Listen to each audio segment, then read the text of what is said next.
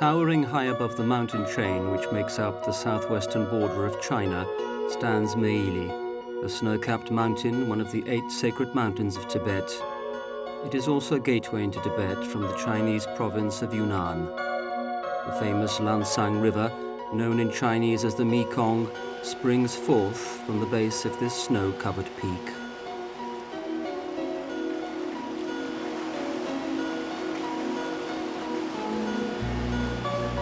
Deep gorges, the result of great erosion, ensured that the local population were physically isolated from the rest of the world.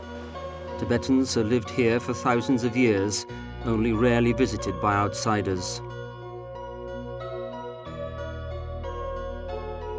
The earliest recorded European visitors to these secluded hills arrived in the early 19th century.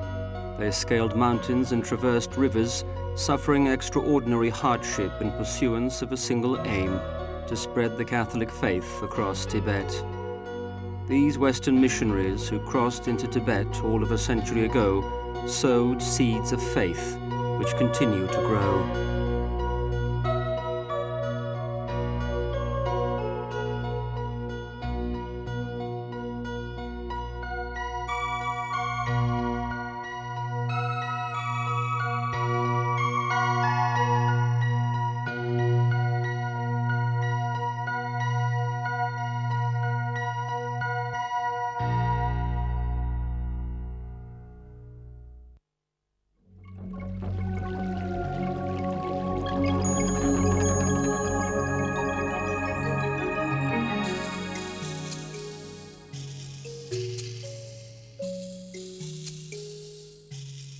The village of Xizong in the northwestern part of Yunnan province, by the river Lansang, is representative of several dozen such Tibetan riverside villages. After the fall harvest, local villagers take advantage of the idle season that follows to repair their homes.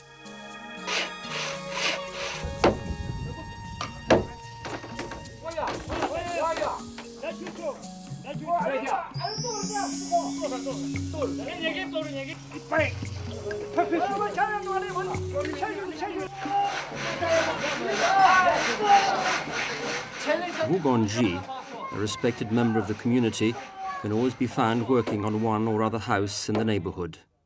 Though he is called Wugonji in Chinese, his first and last names are neither of these, for both are in fact translations of his Christian names.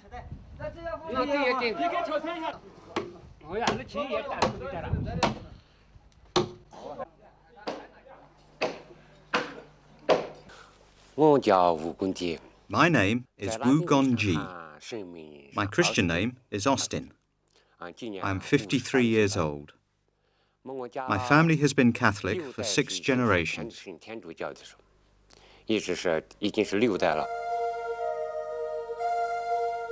In the village of Xizong, a 100-year-old church stands proudly in the center. The church is the largest building and marks Xizong as a Catholic village in the province of Yunnan. The Catholic Church established a diocese in Tibet as early as the 19th century. Located in Sichuan, it represented the church's first step in spreading Christianity throughout Tibet. Completed in 1905, the church in Xizong was chosen as the center of the Yunnan deanery of the Diocese of Tibet, and a first vicar general was appointed with responsibilities for missionary work throughout the region. Reverend Ouvrard, the first vicar general of Xizong, is buried in the vegetable yard next to the church, his missionary brothers lying nearby.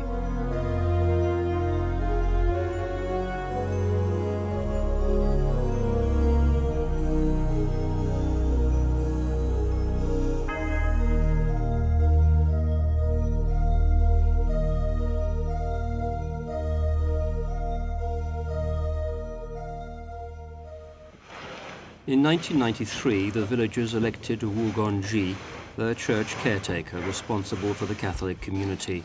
Following Tibet's communist liberation, religious activities were banned in mainland China, and all foreign missionaries were expelled from the province. Left unattended, the Xizong church suffered extensive damage during the Cultural Revolution. Not before the 1980s, when China changed its policy on religion, were religious activities in Xizong again possible.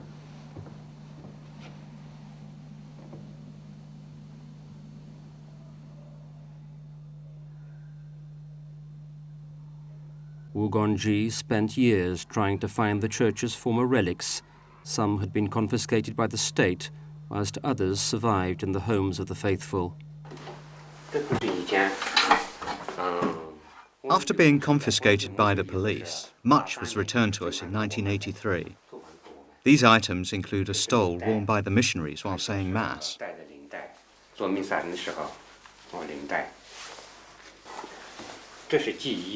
And these vestments, which the missionaries put on during Mass, were worn by the Reverend Lovey and Reverend Gore.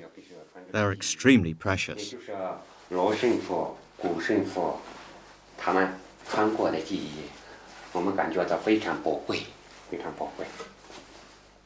Only a few relics have been found. Many remain unrecovered or were damaged during the Cultural Revolution.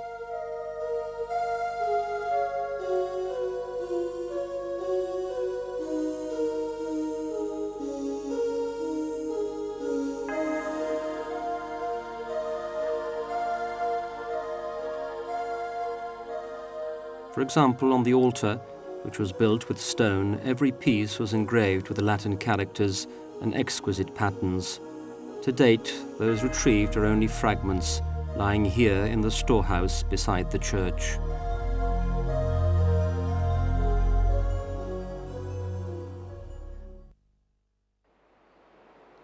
The village of Xizong numbers 600 inhabitants. Over 80% of the families are Catholic. Wugongji visits them occasionally, particularly the elderly. They can still remember as things were in the church before the liberation.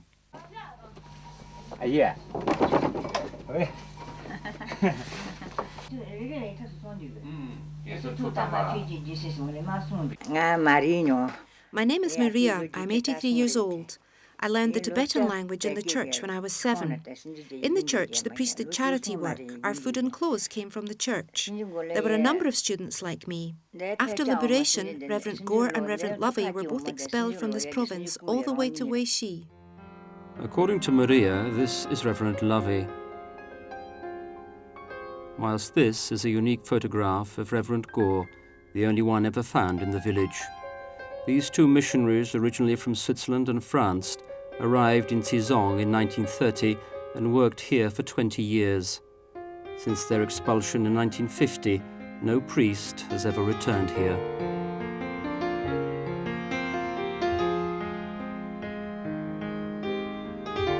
As caretaker of the church, Wugongji works as a lay catechist.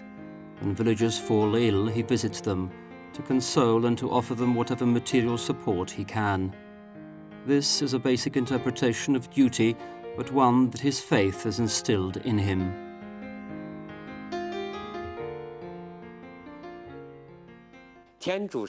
What is God? God is nowhere and everywhere, I suppose. Seeing a patient, I think, this patient is God. Thus, to treat the patient is like treating God. Seeing a poor person, I think, this poor person is God. We have to treat this poor person as God treats him. Though God is invisible, untouchable, God can still see and touch us. Without religious guidance, Wugongji is obliged to search for knowledge and so to educate himself in the ways of the faith as best he can. He seeks advice from senior lay people. Fortunately, religious publications are now increasingly more widely available in China. Wu feels that a number of faith-related questions can now be better understood and answered through the written word.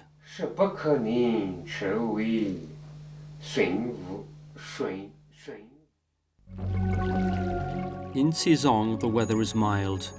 The average annual temperature rarely falls below 10 degrees centigrade or rises above 20. There is sufficient rain and sunshine, and vegetation grows in great abundance. During the half-century that the foreign missionaries were present in Xizong, they introduced a wide